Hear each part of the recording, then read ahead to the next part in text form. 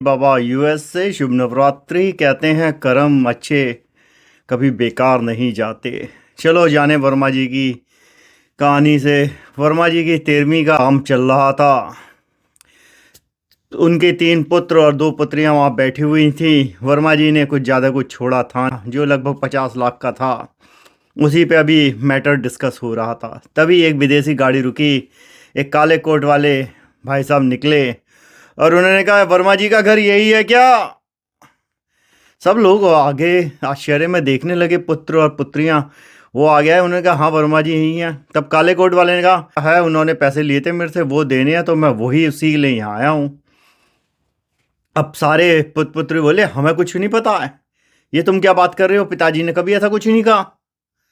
काला कोट वाले बोले, देखो भाई, ये रहा एक लिखित नामा है, कागज में पूरे लेके आया हूँ, इस पे दिखा सकता हूँ 1 करोड़ का बकाया है।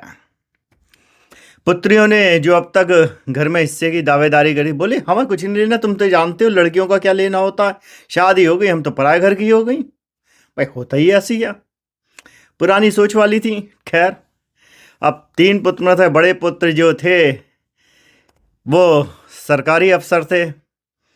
उन्होंने देखा, उन्होंने कहा, भाई हमारी तो इनसे कोई मतलब, दो जो जाने वो कर लें, और मुझे पता नहीं है, पिताजी ने मुझे कभी कुछ बताया नहीं।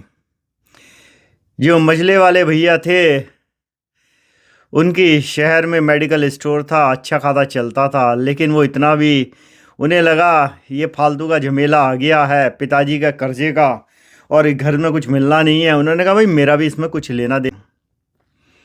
अब छोटे वाला पिता का प्रिय था, वह समझ में पड़ गया। छोटा दुकानदार था, किराने की दुकान चलाता था। अब उसने, पत्नी ने उसकी तरफ इशारा करा। वो पत्नी के पास आया। पत्नी बोली, क्या सोच रहे हो तुम? वही सोच रहे हो जो मैं सोच रहा हूँ। बोला, हाँ।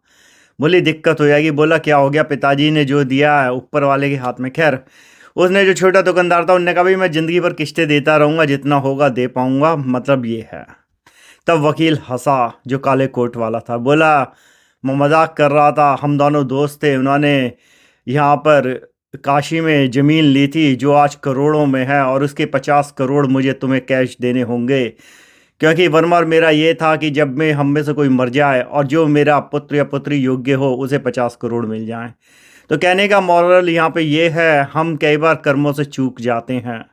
हमें मौका मिलता है, हम थोड़ी सी आपदा आती है, भाग खड़े होते हैं। लेकिन वर्मा जी का छोटा बेटा डटा रहा। शायद आपका आज कोई पुत्र या पुत्री ऐसी हो और उसका